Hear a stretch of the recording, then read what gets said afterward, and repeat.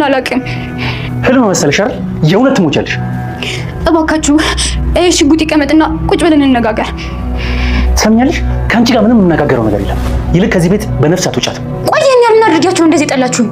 ምን የሚወደድ ስብዕና አለሽ እና ነው የምንወድሽ? አባባ እባክህን ባደረኩት ነገር ተጸጽቻለሁ። ይቅርታ አድርግልኝ እባክህን። አሁን ያንቺ መጥፋት ሀሳብ ለመስማት ዝግጁ ነኝ። ውጪ ከዚህ ቤት። ያ ካሌብ የሚባል ሰውዬ ሽጉጥ አቀባብሎ ነበር የጠበቀኝ። አባባ ነው ያዳነኝ። አንቺ የገደልሽው እሱ አዳነሽ? እየቀለድኩ አይደለም ዳኒ፣ ያጋች አታለውኛል። በተለይ ደግሞ ደፍሮ እኔን ለማዳን የመጣው ዳኒን በጣም አመሰግናለሁ። ሙሉ ለሙሉ ከበደሌ ለመንጻት የእናንተን ይቅርታ አግኝቻለሁ። የሄዱን ግን ማግኘት አልቻልኩም። ከሄደን ከተገናኙ ትጨዋወቱ አይደለም እንዴ? አዎ፣ ግን ያው በፍቅር አብረን አይደለም። እኔን ተጠይቀኝ እምቢ የምለው ነገር የለም፣ ግን ደግሞ አንድ ሁለት ቅድመ ሁኔታ አለ። የፈለግሽውን ቅድመ ሁኔታ አቅርቢ። በግዱ ተስማምቶ ይገባበታል። አንደኛ እንዲመረመር እፈልጋለሁ። ቅዱስ ሀሳብ ነው። ጤናን አውቆ መግባት ጥሩ ነገር ነው። ሌላው ደግሞ ጋሼ ለውጡን ለማየት ለትንሽ ጊዜም ቢሆን በሙሉ ልቤ መቅረብ አልፈልግም። በጎዶሎ ልቤ ነው የምቀርበው። ከቲና ጋር ያለን ነገር እንዴት ለመጨረስ አሰብኩ? ከእሷ ጋር በሀሳብ እኮ ከተለያየን ቆየ። አሁንም ቢሆን እያናገርኳት ያለሁት እዚህ ቤት ላይ ያላትን ክፋት ስለማቅ እግር በእግር እየተከታተልኩ ይህንን ማን ነው የምነግራት? እናንተ ወጣቶች ብቻ ተጫዋች ያደረጋችሁ ማለት ነው። አባዬ እያደረክ ያለው ነገር ግን አይተኸዋል? ተዋት።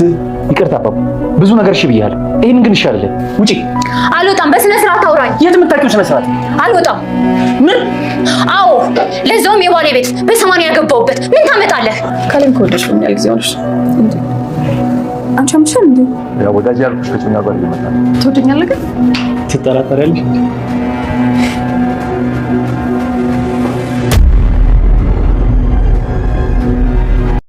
ቲና ያላሰበችውና ያልጠበቀችው ችግር ገጠማት። አባባ አንድ ወዳጄ ፍቅረኛውን ሊያስተዋውቀን ይዞ ይመጣልና ቆንጆ ምግብ ተሰርቶ እንጠብቀው እፈልጋለሁ። ካሌብም በቃ ምግብ ከውጭ ምጣ። አባባ እንዴት ትሁትን የመሰለች ባለሙያ ያለች ከውጭ ምግብ ይመጣል?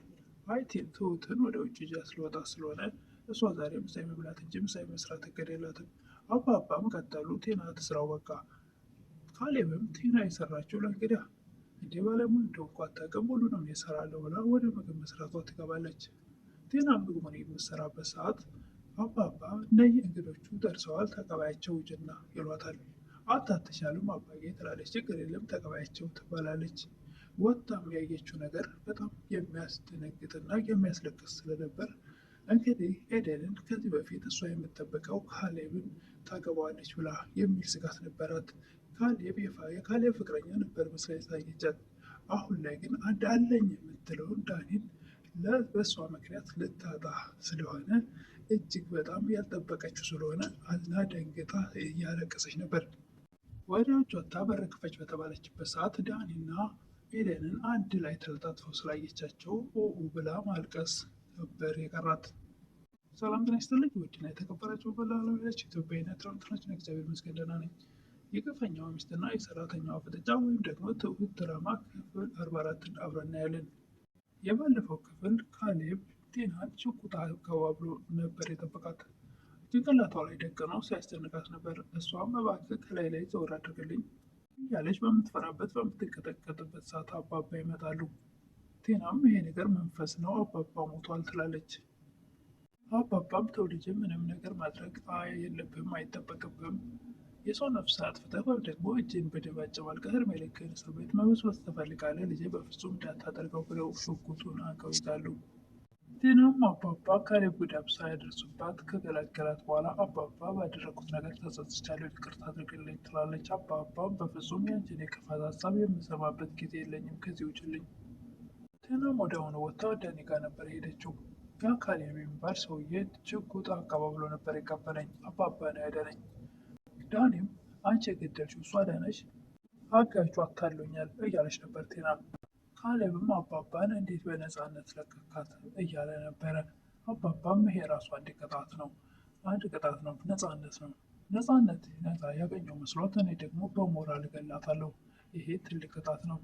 ከዚህ በፊት ሁላችንም በተናጠል በድብብቆሽነን ልታሸንፈን ሞክራ ነበር። አሁን ግን ሁላችንም አንድ ስለሆነን በፍጹም ልታሸንፈን አትችልም። ካሁን በኋላ የምታስበው ሴራ ሊሰራላትም አይችልም። አባባም ልጄ አንድ ነበር፣ ዛሬ ግን ልጆቼ ሁለት ናቸው እያሉ አባባ ትሁትን እቅፍ አድርገዋት የአባትነት ፍቅር እየሰጧት ነበር። ሌላም አባባ ውጭ ብለው ካስወጧት በኋላ ወደ ውጭ ወጥታ ቀጥታ ዳንኤል ጋር ነበር የደወለችው። ጉድ ሆኛለሁ፣ በእናትህ አሁን ላገኝ እፈልጋለሁ ትላለች። እሷም ሁልጊዜ የሚገናኙበት ሬስቶራንት ጋር እየጠበቀችው ነበር። ዳኒም ወደዛ መጥቶ ምንድን ነው የተፈጠረው? ምን ሆነች ነው ይላል። ዳኒ በተደጋጋሚ የሆንሽውን ለምን አትነግረኝም እያለ ነበር። እስቲ ተወኝ እባክህ ልረጋጋ፣ ጊዜ ስጠኝ። ታምነኛለህ? አባባ በህይወት አለ። ዳኒም ምንም እንዳላወቀ ምን አንቺ ይህን እንደታወቅሽ? አሁን ቤታቸው ነበርኩኝ። ቤት ውስጥ ትልቅ ጦርነት ተነስቷል። የአካሌብ የሚባል ሽጉጥ አቀባብሎ ነበር የጠበቀኝ። አባባ ነው ያዳነኝ። አንቺ የገደልሽው እሷ ዳነሽ እያለ ነበር ዳኒ። ዳኒ እየቀለድኩ አይደለም፣ ያናጋች አታሉኛል። ህይወቴና ያጨለማው ብዙ ነገር አበላሽቶብኛል። ዳኒ አለመሞቷ እናደደሽ እንዴ እያለት ነበረ። ታውቃለህ፣ እሱም ራሱ ብዙ ሚስጥር ስለነገረው ስለኔ አይለቀኝም። እሱማ እንደምትሞች ቢፈልግ ኖሮ ለምን ከካሌብ ላይ ያለንሽ ነበር? እሱን አላውቅም፣ ያልተፈታ ሚስጥር ነው ትላለች ቲና። ለማንኛውም የእሱ በህይወት መኖር ላንቺ ጠቅሞሻል። ካሌብ ምንም ጉዳት ሳያደርስብሽ አድኖሻል። አታምነኝም እንጂ እኔ እኮ በመጀመሪያ ሳይሆን መንፈስ ነው ብዬ ነበር። እና መንፈስ ቢሆን ይሻልሽ ነበር። ዳኒ መንፈስ እኔ በጣም እፈራለሁ፣ ግን ደግሞ በአካል መጥተው ከሚያስጨንቀኝ የራሱ መንፈሱ ቢያስጨንቀኝ ይሻለኝ ነበር። እነዚህ ቤተሰቦች አስቸገሩሽ አይደል? አንዱ ስገዩ ሌላው እየመጣ እየበዙ አስቸገሩሽ። እባክህ ዳኒ፣ ለቀልድ ጊዜ የለኝም። ዳንኤል አባባ ከበደሌ ሙሉ በሙሉ ነፃ ለመሆን የእናንተን ይቅርታ አግኝቻለሁ። አሁን ደግሞ ግን አንድ ነገር ይቀረኛል። ምንድነው የኔ ልጅ? ምንስ ልርዳህ? እያሉት ነበር። ከኤደን ጋር እንደ ድሮ አይደለንም።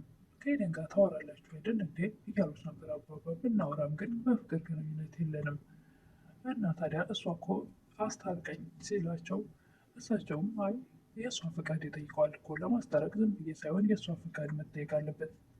ያንም ኤዱ እኮ አባባ አንተን ታከብርሃለች፣ ከአንተ ቃል እንደማትወጣ አውቃለሁ። ስለዚህ እባክህ አባዬ ኤዱን አናግረልኝ። እሺ እኔ ልጅ እጠይቃታለሁ። እንደዚህ እየለመንከኝማ የነፍሴን ባለውለታ እምቢ ልል አልችልም። ግን ደግሞ ታዲያ ድጋሚ እንዳታስከፋት እያሉት ነበር አባባ። ዳንም በጭራሽ ካሁን በኋላማ ተጸጽቼ ሙሉ በሙሉ ይቅርታ አድርጌ ካደረገችልኝ እንደ ድሯችን ሆነን እንድንኖር ነው የምፈልገው። አባባም ኤደንን አግኝተዋት ልጄ ይቅርታ ልታደርግለት እፈልጋለሁ እያሏት ነበረ። አባባ ምንም እኮ ጥላቻ የለኝም እሱ ጋር፣ ግን ደግሞ እየተገናኘን እያወራን ነው፣ ግን ደግሞ በፍቅር መንገድ መኖር በጣም ይከብዳል። አባባም ኤደንን ግድ የለሽም ልጄ፣ የሰው ልጅ ጥፋቱን አምኖ በዚህ በይቅርታ ከተጸጸተ ድጋሚ ደግሞ ወደዛ ነገር ለመመለስ በጣም ሩቅ ነው። አሁን በኋላ ድጋሚ በፍጹም አይበድልሽም፣ ሲጠነቀቅልሽ ነው የሚኖረው። እኔም ደግሞ አስጠንቅቄዋለሁ። ከአሁን በኋላ እንኳን ሙሉ ልቤን አልሰጠውም። በግማሽ ልቤ አንተ ስላልከኝ አባዬ በግማሽ ልቤ ቀርበዋለሁ። ግድ የለሽም ልጄ፣ በእኔ የሆንብሽ። እኔ እየመከርኩሽ ያለውሽ የሚጠቅመውን ነገር እንጂ የሚጎዳሽን አይደለም። ይህ ልጅ እንኳን የኔ ህይወቴን ለማዳን ራሱን አደጋ ላይ ጥሏል። ስለዚህ ነገ ደግሞ ህይወቱን፣ ትዳሩን፣ ቤቱን ለመመስረት የማይቆፍረው ድንጋይ ይኖራል ብለሽ ታስቢያለሽ? ኤደንም ከብዙ ጊዜ በኋላ እንደዚህ ፍቅራችን ተመልሶ አንድ ላይ ተሰባስበን ስላየው በጣም ደስ ብሎኛል እያለች ነበር። ለዚህ ሁሉ ክብር ያበቃህን አባባ አንተ ነህና ክብር ይገባሃል። አባባም ኤደንን ለእኔ እኮ የእናንተ ሙላት ነው ደስ የሚለኝ። እንደዚህ ተሰብስባችሁ ስትስቁ፣ ስትጫወቱ፣ ስትደሰቱ ማየቴ ለእኔ ትልቅ ነገር ነው። ደግሞ ቁም ነገር ይዛችሁ ተባረኪ ልጄ፣ ወልደሽ ለመሳም ያብቃሽ። ያ ሁሉ ስቃይ ትናንት አለፈና ዛሬ ደግሞ ከእናንተ ከልጆቼ ጋር ስብስብ ብዬ እንደዚህ በሳቅ በደስታ ማሳለፌ ደስ ይለኛል። በተለይ ደግሞ እኔን ለማዳን ትልቅ ጥረት ያደረገውን ዳኒን በጣም ምስጋና ይገባዋል እያሉ ነበር አባባ። አባባ ትሁትንም የሰማይ ስባሪ ከሚያክል ሰውዬ ጋር ታግላ ህይወቴን ነፃ ያወጣችልኝ ትልቅ ልጄ ናት እያሉ ነበር። ይህ በጣም አመሰግንሻለሁ እያሉ ነበር አባባ። እቅፍ አድርገው ይዘው አባትነት ፍቅር እየሰጧት። ትሁትም አባዬ ልጅ እኮ አይመሰገንም፣ ልጄ ትንሽ ሆነሽ እኮ ሽቅብኔን አስተማርሽኝ። ትሁቴ በእያንዳንዱ ጊዜ ክፍተቴን እየሞላሽ ከጎን የሆነሽ እዚህ ያደረስችኝ በጣም ምስጋና ይገባሻል። ካሌብም ትሁቴ ትልቅ ምስጋና ይገባሻል፣ አባዬ ስለመሰከረልሽ ብቻ ሳይሆን በእኔ ህይወትም እያንዳንዱን ነገር የጎደለውን እየሞላሽ እዚህ ያደረሰሽኛል። ምን እንደሚገባሽ ባላቅም፣ ነገር ግን ትንሽ ስጦታ ይዣለሁ፣ እባክሽ ተቀበይኝ። አባባም ለትሁት ካሌብ ስጦታውን ሰጥተው እቅፍ አድርገው ሲይዛት በጣም ደስ ይላቸዋል። ኤደንም አባዬ እንደዚህ ደስ ይልህ አይቼ አላቅም፣ አንተ ደስ ስላለህ እኔም ደስ ብሎኛል እያለች ነበር። ትሁትም ስጦታው ከተሰጣት በኋላ ወደ ጓዳ ገብታ ነበርና ኤደን ትሁት ምነው ቀረች በሂጅ ላያት ብላ ወደ ትሁት ጋር ሄዳለች። ትሁቴ ምነው ዘገየሽ? ምንድነው አፈቀርሽ እንዴ ትላታለች።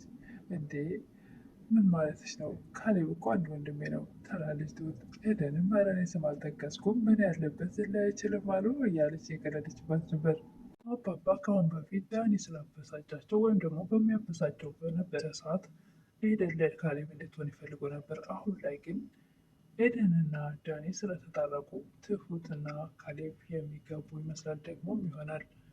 ከዚህ በፊትም ካሌብ እራት ግብዣ በወሰዳቸው ጊዜ አባባ ለካስ እንደዚህ ታምራለች እያለ ነበረ። ኪችን ውስጥ ስለሚያየት ሁልጊዜ እንደ ቢጃማ ነገር ለብሳ ስለሚያየት እንደዛ ልብስ አምሮባት ወጥታ ስለማታውቅ እንዴት ነው ያማረባት እያለ ነበር። ዛሬ ላይ ግን ትሁት ራሷ ያፈቀረችው ካሌብን ይመስላል። ኤደን ስታወጣጣት ተይ እባክሽ አታሳፍሪኝ እያለች ነበር። የግፈኛው ሚስትና የሰራተኛዋ ፍጥጫ ወይም ደግሞ ትሁት ድራማ ለዛሬ የቀረብኩት ይህን ይመስል ነበር። በቀጣይ እስክንገናኝ መልካም ቆይታ እያልኩኝ የምታበረታቱኝ ቶችን እስከነገልብን አዲስ የሆናችሁ ደግሞ ሰብስክራይብ እያደረጋችሁ አበረታቱኝ እላለሁ። አመሰግናለሁ። ድራማውም ደግሞ ፍጥጫውን ቀጥሏል። ደግሞም የዛሬው ለየት ያለና የሚያዝናናም ነበር። ቀጣዩም ልብ አንጠልጣይ ነው።